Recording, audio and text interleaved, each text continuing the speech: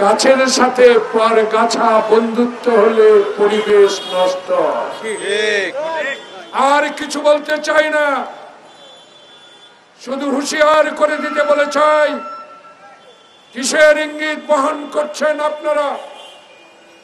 কিসের তালবানা করে এই সরকারকে আজকে দোষারোপ করার প্রক্রিয়া শুরু করেছেন? আমি আব্দুস সালাম আজাদের একটি কথা দিয়ে শুরু করতে চাই। বাংলাদেশ জাতীয়তাবাদী শক্তি এখনো রাস্তায়। জাতীয়তাবাদী শক্তি গণতন্ত্রের সপক্ষের লোক, জাতীয়তাবাদী শক্তির মানুষ, গণতন্ত্রের সপক্ষে কথা বলার মানুষ।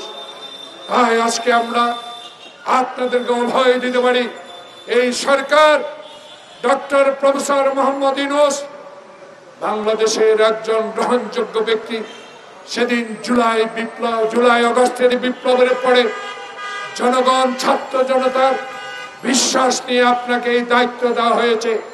এই দায়িত্বের প্রতি আপনি একটুকু দয়া করে অবহেলা করার প্রচেষ্টা করা থেকে বিরত থাকতে হবে। যারা আপনার কানে কানে কথা বলে এই ছাত্র বৈষম্যী জনতার আন্দোলনকে আবার আওয়ামী লীগকে পুনর্বাসিত করার হীন চেষ্টা করছে, তাদের বিরুদ্ধে আপনাকে রুখে দাঁড়াতে হবে।